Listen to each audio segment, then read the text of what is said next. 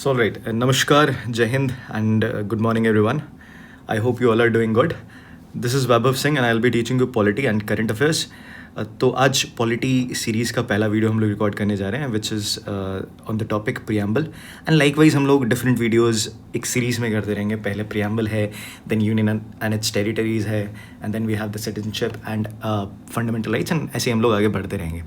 ठीक है, will start from the very basic and will proceed to the very advance level. जो भी defence examination में अभी तक आए हैं, we'll take care of NDA, CDS, CAPF, जो भी इतने यहाँ तक के जितने भी क्वेश्चन आ रहे हैं उन सब चीज़ों को मिला करके we'll first of all have an understanding about how the questions have been asked, and उसी के हिसाब से फिर हम पढ़ेंगे. राइट, तो करेंगे क्या, हम पहले बेसिक अंडरस्टैंडिंग बनाएंगे.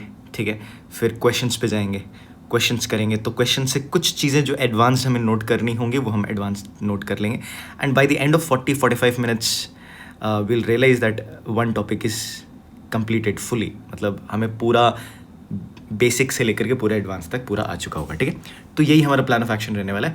And today's topic is preamble, and let us start without any delay. Right, I will keep it bilingual. अच्छा, let me first of all introduce myself. I am Vaibhav Singh. I have done my graduation and post-graduation from Delhi University in political science subjects, political science subject, and I've often cleared NET in political science.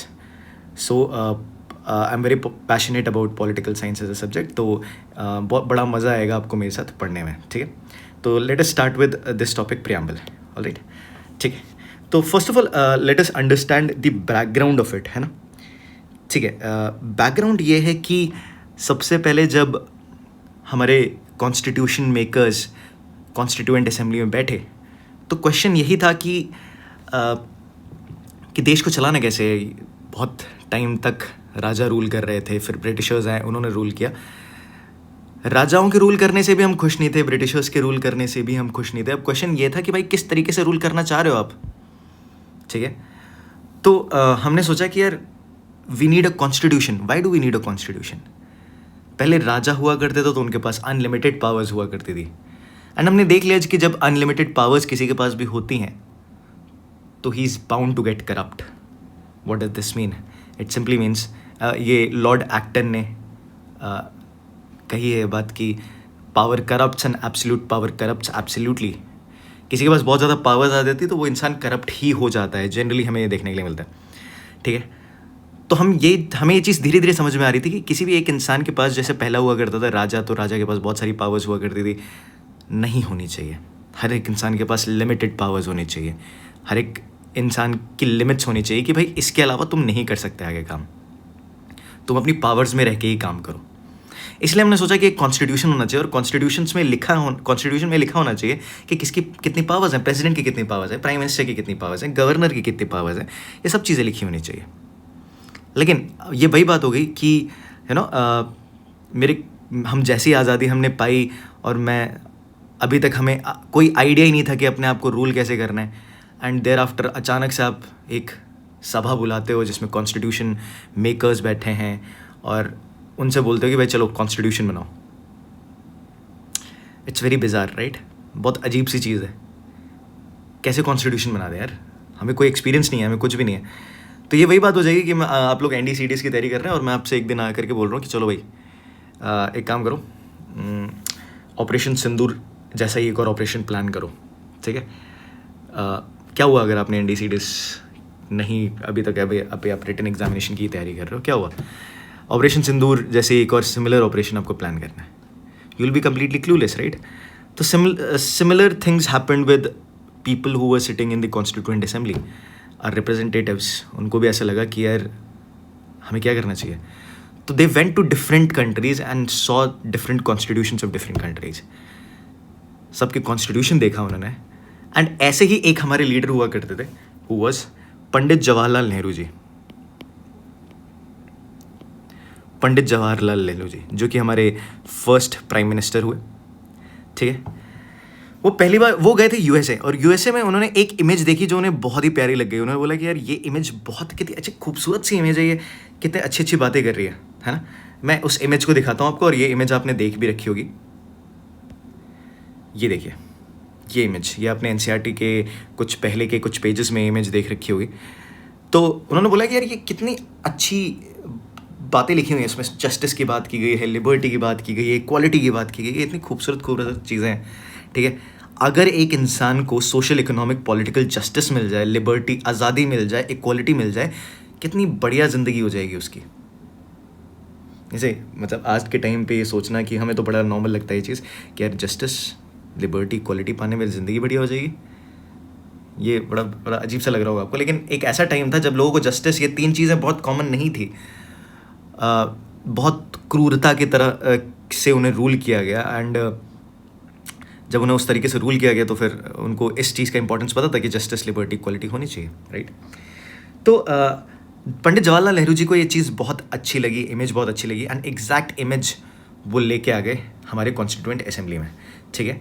And जब वो हमारी constituent assembly में ये लेकर के आए तो उन्होंने चीज़ें कुछ बताई। उन्होंने बोला कि देखो यार, ये कब लेकर के आए थे, ये डेट्स बहुत इंपॉर्टेंट है कि कौन सी डेट को वो लेकर के आए। तो वो डेट थी, जस्ट अ मिनट, वो डेट थी 13 दिसंबर 1946। प्रियम्बल इस दिन लेकर के आए थे और कॉन्स्टिट्यूएंट की असेंबली के सामने रखा था। उन्होंने क्या किया, उन्होंने ये एक पेज रखा कॉन्स्टिट्यूएंट असेंबली के सामने और उन्होंने बोला कि भाई देखो, जब हम संविधान अपना बना रहे होंगे, when we will be making our constitution, this is the page that we'll refer to while while deciding the aims and objectives of the constitution। क्या मतलब है इसका? सिंपल सा मतलब ये है कि ये एक पेज, ऐसा पेज है जो हमें रास्ता दिखाएगा कि कॉन्स्टिट्यूशन किस रास्ते पे चल के हमें बनाना है, ठीक है। तो in short, the preamble kind of tells us the objectives and AIIMS of the Indian constitution. या फिर मैं कह सकता हूं, बहुत ध्यान से सुनिएगा इस चीज को, कि the preamble is the crux of the Indian Constitution. So there are two statements. Firstly, the preamble tells the aims and objectives of the Indian Constitution. ठीक है? And second, it is the crux of the Indian Constitution. है ना? तो ये दो चीजें मुझे समझ में आ गई कि कॉन्स्टिट्यूशन, प्रियम्बल है क्या, ये चीज़ पता चल गई। पंडित जवाहरलाल नेहरू जी लेकर के आए थे, कहाँ से लेकर के आए थे? यूएसए से लेकर आए थे। तो ऐसे सिंपल क्वेश्चंस भी बनते हैं कि प्रियम्बल कहाँ से बोरो किया गया था? यूएसए से किया गया था। कौन सा वो दिन था जिस दिन वो लेकर के आए थे? 13 दिसंबर 1946 was the day when he presented the preamble in front of the constituent assembly, in front of the constitution makers, ठीक है। लेकिन वही बात है कि लेट्स से एक दिन मैं आपके पास आता हूँ और मैं बोलता हूँ कि भाई देखो, तुम लोगों को ना अगर एनडीए सीडीएस क्लियर करना है तो मैं तुम्हें एक प्लान ऑफ एक्शन दे रहा हूँ, ठीक है। ये प्लान ऑफ एक्शन जो फॉलो करेगा वो एनडीए सीडीएस एग्जामिनेशन क्लियर कर लेगा। प्लान ऑफ एक्शन क्या है? सुबह 2 बजे उठना है, 2 बजे से 5 बजे तक आप लोग मैथ्स करेंगे, उसके बाद 5 मिनट का ब्रेक दूंगा मैं आपको सांस लेने के लिए और पानी पीने के लिए, ठीक है। फिर 5 मिनट बाद आपको फिर स्टार्ट करना है, 5 से लेकर के आपको अगले 3 घंटे तक साइंस पढ़नी है। फिर मैं 5 मिनट का ब्रेक दूंगा जिसमें आपको पूरा फ्रेश अप होना है। बिस्किट वगैरह खा सकते हो आप, छोटी मोटी चीज़ें कुछ खा सकते हो। अगेन सांस लेने का टाइम दे रहा हूँ मैं आपको, ठीक है।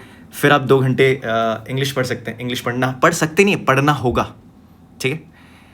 फिर सोशल साइंसेस, ऐसे ही मैं आपको शाम के 8-9 बजे तक मैं ऐसे ही प्लान बना करके चलता हूँ। मैंने बोला कि ये प्लान जो फॉलो करेगा वो एग्ज़ाम क्लियर कर लेगा, ठीक है। तो you will not blindly follow this plan, right. You will say कि सर क्या बात कर रहे हो, मेरे लिए मेरे लिए ये ज़्यादा बेहतर है कि मैं रात में पढ़ाई करूँ और सुबह उठ के मुझे उतना एफिशिएंट फील नहीं होता है, तो मैं सुबह रात में लेट तक पढ़ता हूँ, तो मेरे लिए प्लान ऑफ एक्शन बढ़िया नहीं है। तो आप वो प्लान को पढ़ोगे, उसको एनालाइज करोगे जो मैंने प्लान दिया आपको, और उसके बेसिस पे डिसाइड करोगे कि ये प्लान आपको फॉलो करना है कि नहीं करना है। Likewise, जब ये preamble, which was the aim and objective while framing the Constitution of India, these were the things that had to be kept in mind by the constitution makers। तो उन्होंने जब ऐसे कोई भी इंसान आकर के बोल रहा है कि भाई ये एम्स एंड ऑब्जेक्टिव्स रहेंगे, भाई पहले तुम पढ़ोगे तो उसे और फिर ही तो मंजूरी दोगे कि हाँ ठीक है, इसको रख सकते हैं एम्स एंड ऑब्जेक्टिव्स। तो 13 दिसंबर 1946 को पंडित जवाहरलाल नेहरू जी ने दिखा दिया कि हाँ देखो, ये है हमारे ये हमारा प्रियम्बल, इसको हमारे एम्स एंड ऑब्जेक्टिव्स रखना है। लेकिन सब लोगों ने इस चीज़ को अच्छे से पढ़ा, ठीक है, अच्छे से पढ़ा प्रियम्बल को, और उन्होंने मंजूरी दी 22 जनवरी 1947 को कि हाँ भाई यही एम्स एंड ऑब्जेक्टिव्स रहेंगे। सब लोगों ने एक एक करके पढ़ा, जितने भी कॉन्स्टिट्यूएंट असेंबली में जितने भी लोग थे, सबने से अच्छे से पढ़ा और उनको लगा कि हाँ यार बढ़िया चीज़ है। 22 जनवरी 1947 को उन्होंने मंजूरी दे दी, ठीक है। तो 13 दिसंबर 1946 was the time when preamble was put in front of the constituent assembly. It was not discussed, ठीक है। कौन लेके आया था? पंडित जवाहरलाल नेहरू जी। कहाँ से लेके आए थे? यूएसए से लेकर के आए थे। और देन 22 जनवरी को क्या हो गया था? उनको मंजूरी मिल गई थी कि हाँ यही प्रियम्बल रहेगा, यही AIIMS and objectives of the Indian constitution रहेगा, ठीक है। सो ये था डिटेल। अच्छा, एक और क्वेश्चन बहुत पूछा जाता है, वो ये है कि when was the first sitting of the Indian when was the first sitting of the Constituent Assembly? First sitting of the Constituent Assembly, ठीक है। तो ये बस याद रखना, 9 दिसंबर 1946 को पहली बार कॉन्स्टिट्यूएंट असेंबली बैठी थी कॉन्स्टिट्यूशन बनाने के लिए, ठीक है।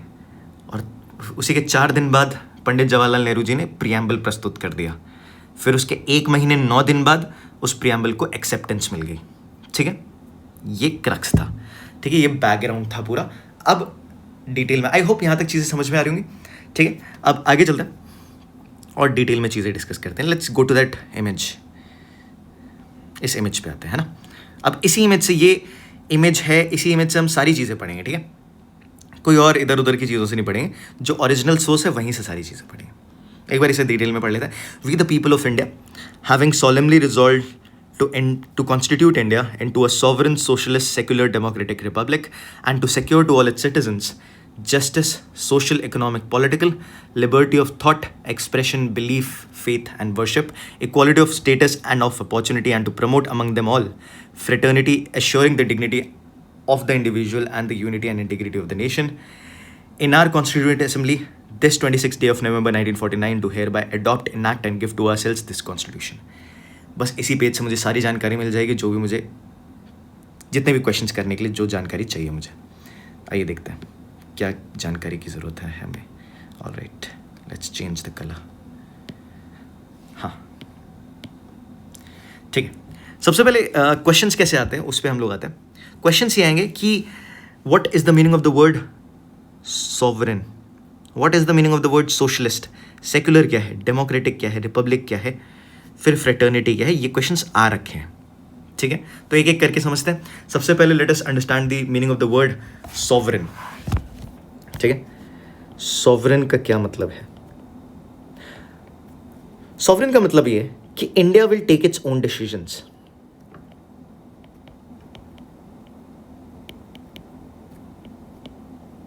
मतलब इंडिया को कोई कंपेल नहीं कर सकता भाई, कि ये तो चलो कंपेल करने की कोशिश तो कर ही सकते हो, और करते भी हैं लोग। I will give you a classic example, Russia Ukraine war, ठीक है। तो यूएसए ने इंडिया से बोला कि भाई इंडिया ना, तुम रशिया से तेल मत खरीदो, तुम जितना भी ऑयल इंपोर्ट कर रहे हो, क्रूड ऑयल इंपोर्ट कर रहे हो, और तुमने पिछले, जैसे ये वॉर स्टार्ट हुआ है, तुमने रशिया से ऑयल इंपोर्ट करना बढ़ा दिया है। इंडिया, आप गलत कर रहे हो, ऐसा मत करो। क्योंकि अगर आप रशिया से ऑयल खरीद रहे हो तो आप पेमेंट करोगे ऑब्वियसली, और रशिया इस पैसे को यूज़ करेगा यूक्रेन से लड़ाई करने में, वेपन्स बनाने में। तो इनडायरेक्टली इंडिया, आप पता है, आप रशिया यूक्रेन वॉर को फंड कर रहे हो, ठीक है। वहाँ पे जितनी जाने जा रही हैं आपकी वजह से जा रही है इंडिया, ये ध्यान में रखना। तो ऐसे यूएसए ने हमें बोला।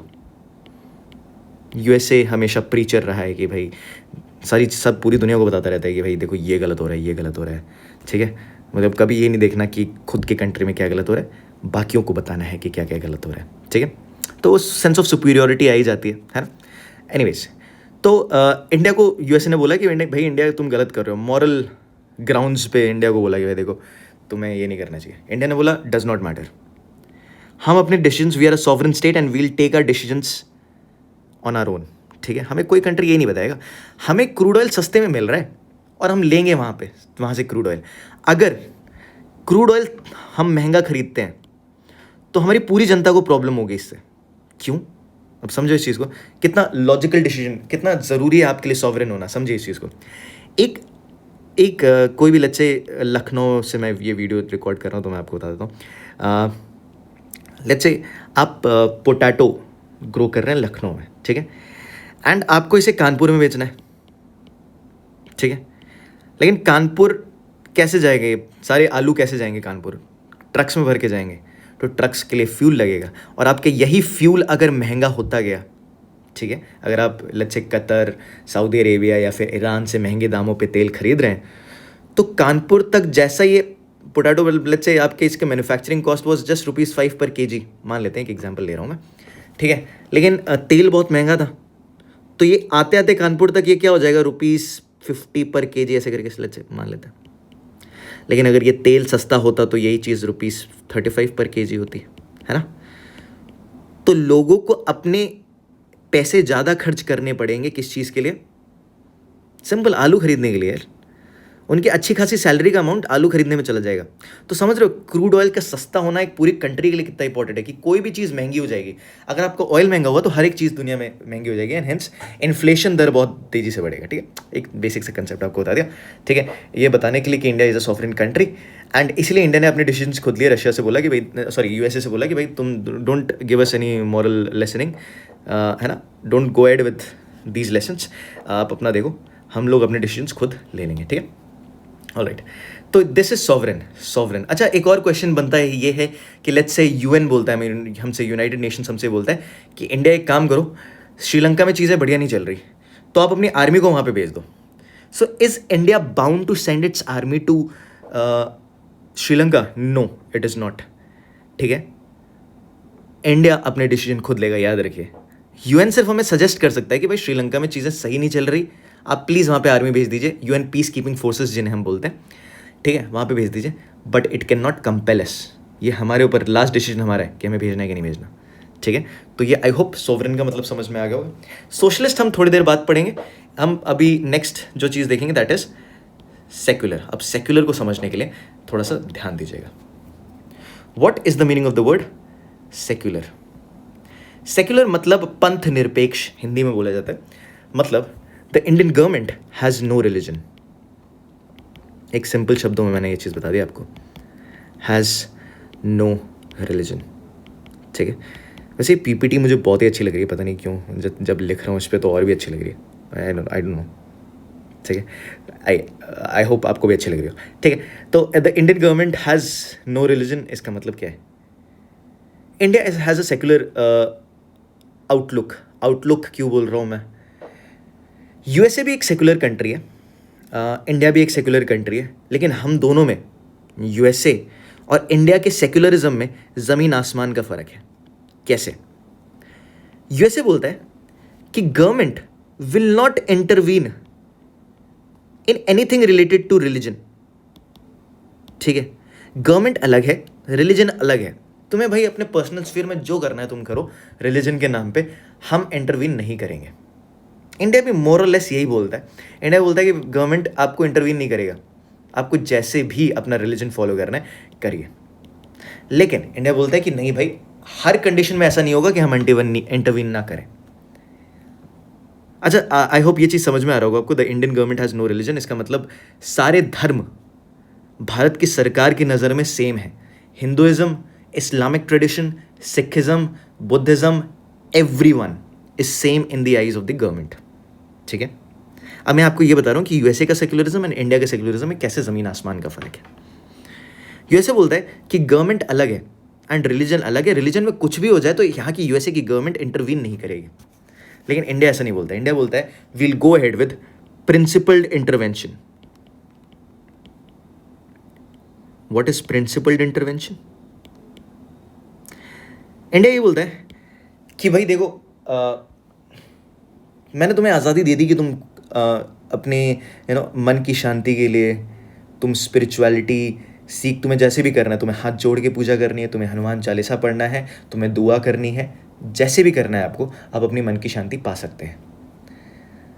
लेकिन भाई एक चीज़ ध्यान रखना कि रिलीजन के नाम पे तुम कुछ भी नहीं कर सकते। जैसे कि फॉर एग्जाम्पल, एक ट्रिपल तलाक, आपको बहुत ही प्रोमिनेंट केस याद होगा, ट्रिपल तलाक, है ना।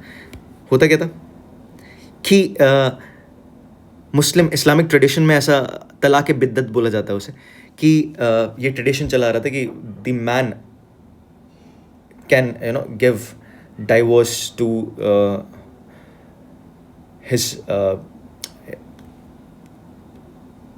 his wife by saying तलाक तलाक तलाक 3 times, राइट। जैसे ही ऐसा होगा, 3 बार तलाक बोल दिया आपने, तो you can now marry another women, और बहुत सारे ऐसे बेसिक चीज़ें थी, है ना। अब इसकी बहुत डिटेल्स में मैं नहीं जाऊँगा, क्योंकि फिर बहुत हमें डिटेल में इसको डिस्कस करना पड़ेगा। इसी ट्रिपल तलाक के केस को ही हम 1-1.5 घंटा डिस्कस कर सकते हैं। बट इस चीज़ को समझे कि ट्रिपल तलाक अगर आप ऐसे डाइवोर्स दे दे रहे हैं, है ना, कि 3 बार आपने तलाक बोल दिया और उसके बाद डाइवोर्स हो गया, तो ये कितना मेंटली एग्जॉस्टिंग या फिर कितनी प्रॉब्लम्स क्रिएट कर सकता है एक वीमेन के लिए। मैं डेटा से बात करूंगा कि डेटा ये बोलता है कि इस्लामिक ट्रेडिशन में आज भी लिटरेसी दर काफ़ी कम है, लिटरेसी रेट काफ़ी कम है ना। और लिटरेसी रेट जब कम है, विमेन में और कम है, तो जब आप तलाक तलाक तलाक बोल दो, you got rid of your wife, but उसकी लाइफ अब कैसे चलेगी, ठीक है। और ये वाइस वर्सा नहीं है कि विमेन भी ऐसा कह सके, विमेन के लिए अलाउड नहीं है, सिर्फ मैन ही ऐसा कर सकते थे, तो ये तो डिस्क्रिमिनेटरी हुआ ना। तो गवर्नमेंट ने बोला कि भाई ये सब चीज़ें नहीं चलेंगी, तो गवर्नमेंट ने इसमें प्रिंसिपल इंटरवेंशन किया ना। आप तो ये बोल सकते थे कि भाई मेरे पास तो अधिकार है, मैं अपने रिलीजन को कैसे भी, है ना, प्रैक्टिस करूँ, मेरे पास अधिकार है। लेकिन इंडियन गवर्नमेंट ने बोला कि भाई देखो, we will go head with principle intervention, नहीं कर सकते तुम ये, क्योंकि this is discriminatory against women. अच्छा, एक टेम्पल है साउथ इंडिया में, जहाँ पे लॉर्ड अयप्पा की पूजा होती है, and lord Ayyappa is a celebrate, they consider कि lord Ayyappa is a celebrate. तो वहाँ पे इफ एनी मेंस्ट्रुएटिंग विमेन, मतलब they do not allow any menstruating women to go inside the temple. उनका ये मानना है कि लॉर्ड अयप्पा ब्रह्मचारी थे, और ब्रह्मचारी थे तो अगर मेंस्ट्रुएटिंग विमेन कभी भी जाएंगी अंदर, तो वो उनकी तपस्या को भंग करने टाइप होगा। तो सुप्रीम कोर्ट सेड कि यार ये बिल्कुल ही गलत है। मैं या फिर कोई भी इंसान टेम्पल में क्यों जाता है? हम एक हायर एनर्जी की पूजा करने जाते हैं, ठीक है, हम वर्शिप करने जाते हैं जिससे हमारी हमें अच्छी एनर्जी मिले। Why are you depriving one gender of this energy, है ना। This is very discriminatory, and hence supreme court ने बोला, एक बार आपको वो बहुत बढ़िया केस हुआ था जिसमें बहुत अच्छी सिक्योरिटी के साथ एक वुमेन को अंदर ले जाया गया था, लेकिन आज भी यही कंडीशन है कि कोर्ट में केस चल रहा है और अभी भी वुमेन को वहाँ पे अलाउ नहीं किया जाता है, ठीक है। चीज़ें चल रही हैं, लेकिन किया क्या, गवर्नमेंट ने प्रिंसिपल इंटरवेंशन किया। तो हम बोलते हैं कि अगर रिलीजन के नाम पे कोई भी कुछ भी नहीं कर सकता है यहाँ पे, जब गवर्नमेंट को लगेगा कि बहुत ज़्यादा हो गया है, तो government can come ahead and go ahead with principled intervention, ठीक है। तो this is the entire concept of secular, ठीक है, secularism. I hope this is clear. Secularism का मतलब यही है कि गवर्नमेंट डिफ्रेंशिएट नहीं करेगी on the basis of religion. I hope this is clear. अब नेक्स्ट वाले पे पढ़ते हैं, विच इज डेमोक्रेटिक का मतलब आपको भी पता ही होगा, हम रिपब्लिक पे पढ़ेंगे आगे।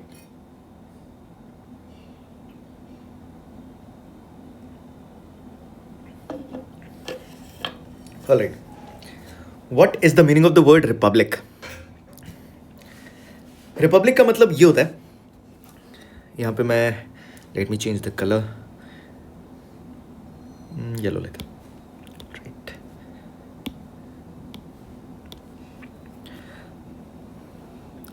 सो this is not visible, let's come back to black. Republic का मतलब होता है कि the head of the state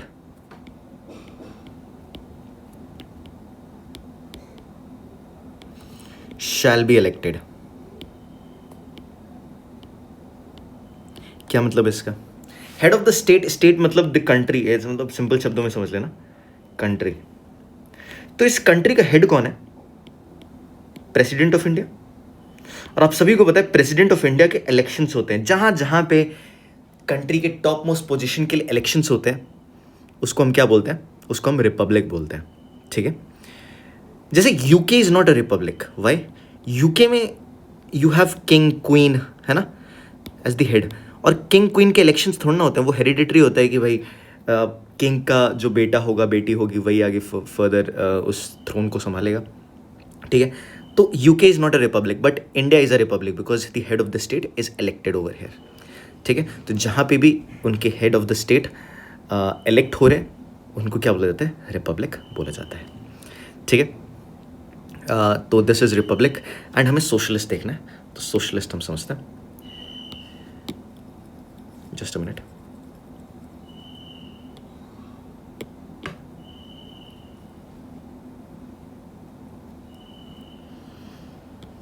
alright, socialist का मतलब होता है the government of India, GOI, will take decisions to minimize the difference between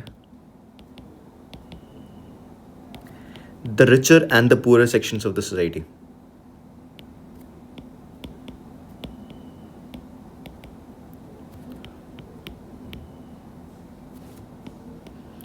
क्या मतलब है इसका? देखिए, हर एक कंट्री में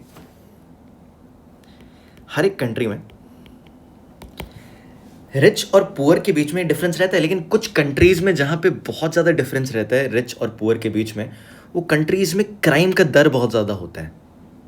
देख लो, आप कहीं पे भी देख लो, आपने देखो मुंबई के एग्जांपल लो, आप देखो एक जगह पे बहुत बड़ी बड़ी बिल्डिंग्स बनी हुई हैं, उसके बगल में स्लम्स है, देन आपको स्लम्स में से देखेंगे कि काफ़ी सारे लोग क्रिमिनल्स निकलेंगे। क्यों निकलेंगे? क्योंकि उनको जरिया नहीं मिल रहा है आगे बढ़ने का, ठीक है। उनको बहुत मुश्किल लग रहा है आगे बढ़ना मेहनत करके, और उनको लग रहा है कि भाई एक ही तरीका है कि कोई क्राइम कर लेते हैं, चोरी कर लेता है, तो उसी तरीके से हम अमीर बन सकते हैं और उसी तरीके से हमारी लाइफस्टाइल बढ़िया हो सकती है। देख लो, मैं डेटा के हिसाब से बोल रहा हूँ, जहाँ जहाँ पे अमीर और गरीबों के बीच में बहुत बड़ा फ़र्क रहेगा, वहाँ पे क्राइम रेट्स बहुत ज़्यादा रहेंगे, ठीक है।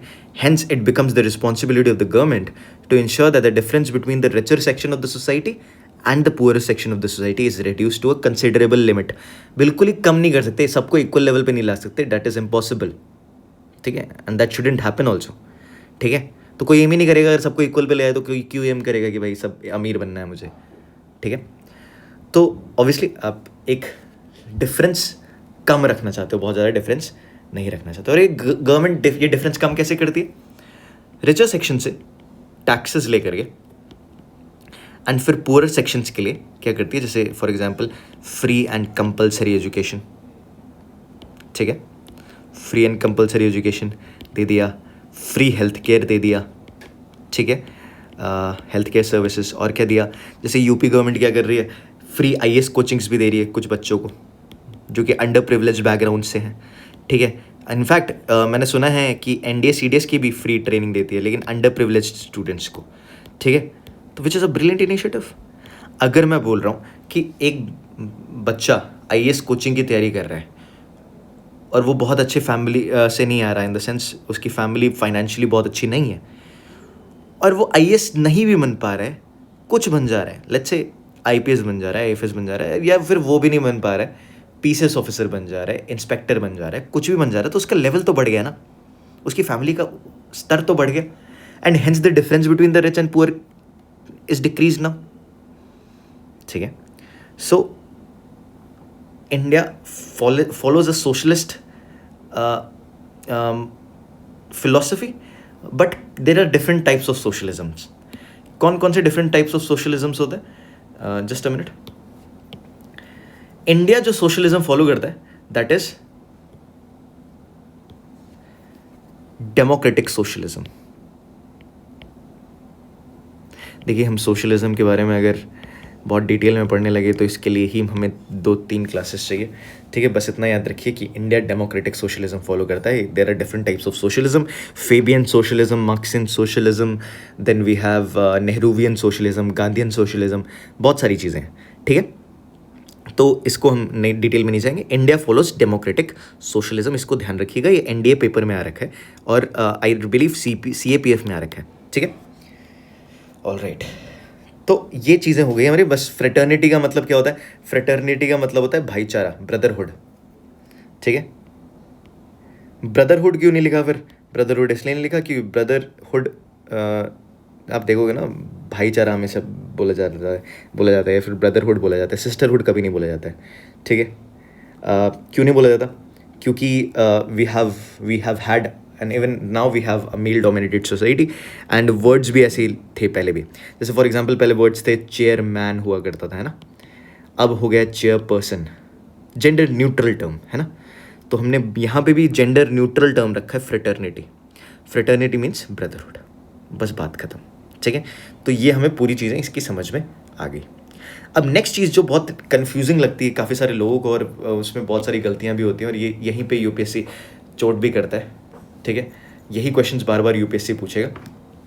यूपीएससी पूछता है डेट्स के बारे में कभी कभी, ठीक है। और डेट्स में क्या क्वेश्चन पूछेगा? वो ये पूछता है कि when was the preamble of India adopted, ये पूछेगा when was the constitution of India adopted, या फिर इनैक्टेड, या फिर इन्फोर्स्ड, अलग अलग शब्द यूज़ करेगा। तो हम सिर्फ इसी ओरिजिनल डॉक्यूमेंट से सारी चीज़ें पढ़ेंगे। क्या लिखा हुआ है इसमें? In our constituent assembly this 26 day of November 1949 do hereby adopt, enact and give to ourselves this constitution. क्या मतलब है? 26 नवंबर 1949 को हमने एडॉप्ट भी किया कॉन्स्टिट्यूशन, इनैक्ट भी किया, and we also gave to ourselves the constitution, ठीक है। तो संविधान, प्रीएम्बल की बात नहीं कर रहा हूं, प्रीएम्बल इज दिस पेज। एक इस तरीके से समझिए कि अगर कॉन्स्टिट्यूशन एक पूरी बुक है तो उसका एक पेज है प्रीएम्बल, बस, ठीक है। ये लास्ट की 3-4 लाइनें जो हैं ये प्रीएम्बल की बात नहीं कर रही है, कॉन्स्टिट्यूशन की बात कर रही हैं, पूरी बुक की बात कर रही हैं। तो ये बोल रही हैं कि पूरा बुक जो एडॉप्ट, इनैक्ट और गिव टू आवरसेल्व्स वाला पार्ट है, ये पूरे बुक हुआ था 26 नवंबर 1949। अगर दूसरी चीज़ ये पूछी जाए कि इन्फोर्स कब हुआ था कॉन्स्टिट्यूशन, इन्फोर्स्ड, या फिर क्या बोला जा सकता है कि इम्प्लीमेंट कब हुआ था कॉन्स्टिट्यूशन, तो इन्फोर्स या फिर इम्प्लीमेंट हुआ था 26 जनवरी 1950, ठीक है, जब हम अपना रिपब्लिक डे बनाते हैं। मतलब लागू होना कब शुरू हुआ था? तो 26 जनवरी 1950 को लागू होना शुरू हुआ था, लेकिन 26 नवंबर 1949 को हम लोग बना करके हमने तैयार कर लिया था कॉन्स्टिट्यूशन। हमें ऐसा था कि भाई सब तैयार है, सब ने पढ़ लिया है, सब ने मंजूरी दे दी है कि हाँ यही कॉन्स्टिट्यूशन है, यही संविधान रहेगा जिसके हिसाब से हम चलेंगे। लेकिन हमने लागू कब किया उस चीज़ को? पूरे कॉन्स्टिट्यूशन को हमने लागू किया 26 जनवरी 1950। आई hope this is clear. This was majorly, अभी 70-80% of the part from the preamble is complete. अब हम दूसरी चीज़ देखते हैं। आई hope this concept is clear. आगे चलते हैं। नेक्स्ट क्वेश्चन है, just a minute. Keywords of the preamble ये हमने डिस्कस कर लिए, socialist, sovereign, democratic, secular, Republic, fraternity, ठीक है। नेक्स्ट है अमेंडमेंट ऑफ द प्रीएम्बल। अब आज तक प्रीएम्बल एक बार अमेंड हुआ है, ठीक है। अमेंडमेंट प्रीएम्बल एक बार हुआ है और वो कब हुआ है? जस्ट अ मिनट, ये कलर अच्छे से दिख नहीं रहा है इस कलर पे, जस्ट टेक रेड।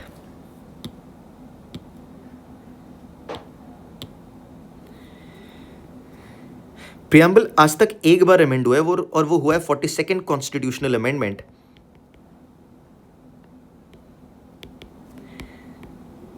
1976 के तहत, ठीक है।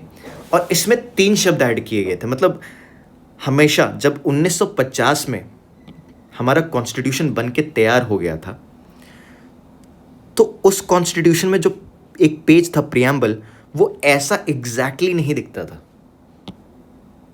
ठीक है।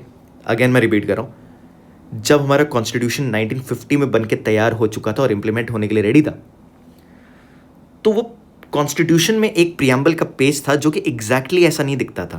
तो फिर कैसा दिखता था? उसमें 3 शब्द नहीं थे। कौन से 3 शब्द नहीं थे? सोशलिस्ट, ठीक है, सेक्युलर,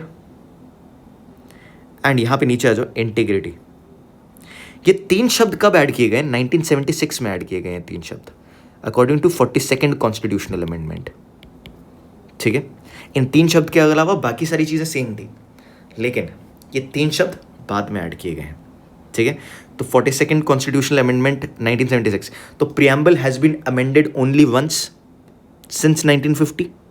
एक ही बार सिर्फ अमेंड किया गया, मतलब संशोधन या फिर चेंज किया गया है प्रियम्बल में कोई भी चीज़, और वो कब किया गया था? 42nd कॉन्स्टिट्यूशनल अमेंडमेंट 1976 के तहत। और कौन से 3 शब्द ऐड किए गए थे? सोशलिस्ट, सेक्युलर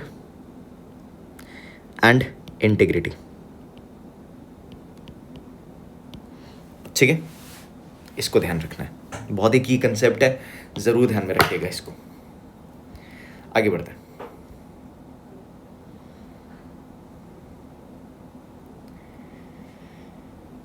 इस preamble a part of the Indian constitution? This is a very important question. And एक केस हुआ था, इस केस को याद रखिएगा। Case was Kesavananda Bharati case,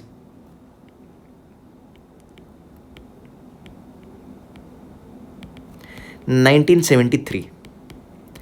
इसमें यह बोला गया था कि yes, preamble is a part of the Indian constitution, ठीक है। अब गाइस आपको लग रहा होगा कि अभी तक तो सर सब चीज़ ठीक लग रही थी, अभी ये क्या है part of the Indian constitution, ये कैसा क्वेश्चन है? इसको बस अभी याद कर लीजिएगा। बिलीव मी, ट्रस्ट मी, अभी वी नीड 10 more lectures। धीरे चीज़ें अनपैक करेंगे हम धीरे धीरे सारी चीज़ें कि कैसे क्या हुआ था केशव नंदा भारती केस में। अब exactly Kesavananda Bharati case was a landmark judgment. अब इसको डिस्कस करने के लिए भी we need good time, let's say 20 minutes तो करीब चाहिए ही। लेकिन यहाँ पे अगर मैं डिस्कस कर लूँगा तो कई सारे नए कंसेप्ट मुझे लाने पड़ेंगे, एंड हेंस अभी हम उसको डिस्कस नहीं करेंगे। अभी यही याद रखेंगे कि preamble is a part of the Indian constitution and which was said in which case? Kesavananda Bharati case of 1973, ठीक है। I hope this is clear, ठीक है। आगे बढ़ते हैं। अब हम उन क्वेश्चंस को कर लेते हैं, 2-3 क्वेश्चंस, जिससे हमारा, जैसे अभी हमने कंसेप्ट्स किए हैं, उन कंसेप्ट्स की क्लैरिटी भी हमें पता चल जाएगी कि कितना कंसेप्ट क्लियर हुआ है हमारा, एंड क्वेश्चंस करने के हिसाब से, राइट। आइए इस फर्स्ट क्वेश्चन पे है, उसको बहुत ध्यान से सुनिएगा। देखिए मुझे जनरली ऐसा लगता है, मैं जनरली जो देखा है, जनरली बोल रहा हूँ अगेन, जो भी क्वेश्चंस बहुत बड़े होते हैं जनरली आसान होते हैं, ठीक है। तो ये क्वेश्चन बड़ा लग रहा है लेकिन है बड़ा आसान। आइए एक एक स्टेटमेंट को आराम से पढ़ते हैं। Consider the following statements regarding the preamble of the Indian constitution, ठीक है। It declares India to be a sovereign, ये this is a PYQ, right. It declares India as a sovereign socialist secular democratic republic. भाई सही बात है, बिल्कुल बिल्कुल सही बात है। यहाँ पे देख लो, इस इमेज पे आ जाओ, सोवरेन, एग्जैक्टली इसी लाइन में, sovereign socialist secular democratic republic, बिल्कुल सही बात। तो ये स्टेटमेंट तो सही है, this statement is right. The word socialist secular were part of the original constitution, नहीं, बिल्कुल गलत। अभी तो हमने पढ़ा कि they were not the part of the Indian initial original constitution. Original constitution जो 1950 में बना था, उसका पार्ट सोशलिस्ट और सेक्युलर तो नहीं थे, क्योंकि ये कब आए हैं? ये आए हैं 1976 में, जब 42nd कॉन्स्टिट्यूशनल अमेंडमेंट लाया गया, है ना। तो the word socialist and secular were not the part of the original constitution, ठीक है, ठीक है। तो this statement is absolutely wrong. The preamble is not enforceable by any court of law. अच्छा, ये चीज़ आपको नहीं समझ में आ रही होगी, ये जान लीजिए कि दिस स्टेटमेंट इज राइट। क्या मतलब है इसका? कि मैं कोर्ट में जाकर के ये नहीं बोल सकता प्रियम्बल को एज अ डॉक्यूमेंट लेकर के, लेट्स से मैं ऐसे कोर्ट में गया और मैं कोर्ट में जाकर के नहीं बोल सकता कि भाई प्रियम्बल में तो लिखा है कि जस्टिस। चलो एक एग्जाम्पल, अच्छा सा एग्जाम्पल लेते हैं।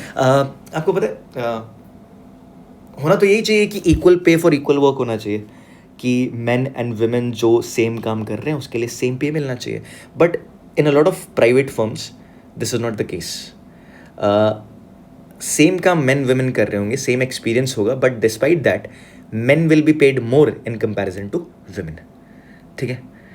तो आप प्रियम्बल को एज अ डॉक्यूमेंट लेकर के जा करके नहीं बोल सकते कॉन्स्टिट्यूशन में, या फिर जुडिशरी में, सुप्रीम कोर्ट में जा करके ये नहीं बोल सकते प्रियम्बल को लेकर के कि सर मुझे तो यहाँ पे जस्टिस की बात की गई थी और मुझे जस्टिस नहीं मिल रहा, क्योंकि जस्टिस में तो ये भी हो सकता है, होना चाहिए कि इक्वली ट्रीट करना है मैन एंड वुमेन को सेम वर्क के लिए. तो आप, अब मैं क्या बोलना चाह रहा हूँ, आप प्रियम्बल को एज अ डॉक्यूमेंट ले जा करके नहीं बोल सकते. ठीक है.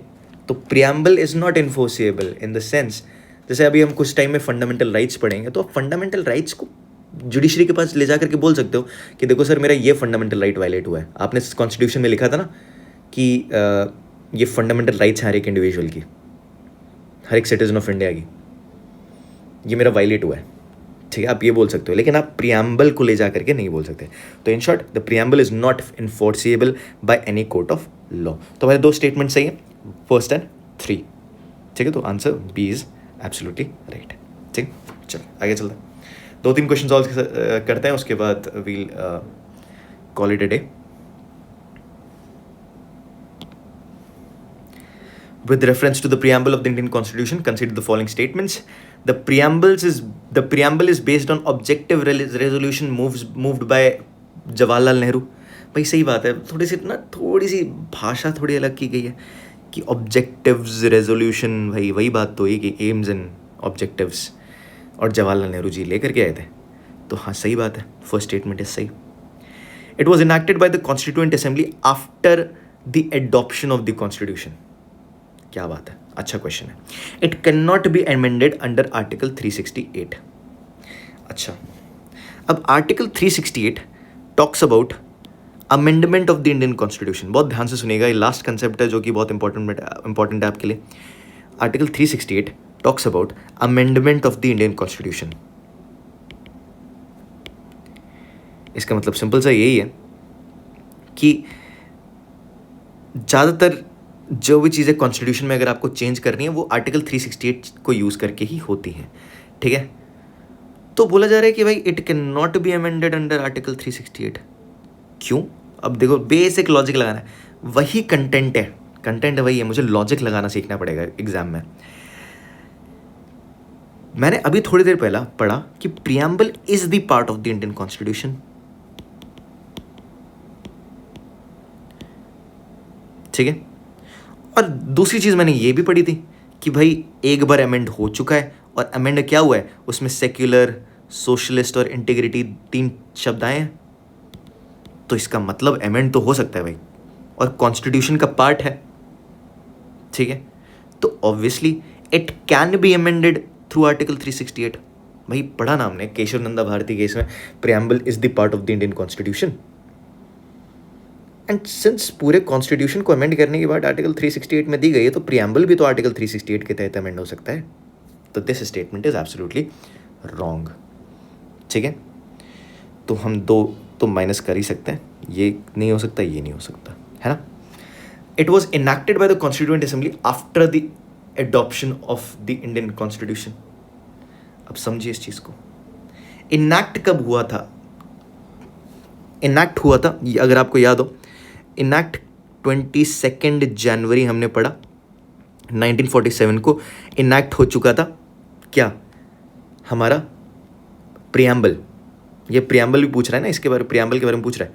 22 जनवरी 1947 में, याद होगा 13 दिसंबर को पंडित जवाहरलाल नेहरू जी लेकर के आए थे. उसके बाद 1 महीने 9 दिन बाद करीब क्या हो गया था, 22 जनवरी 1947 को प्रियम्बल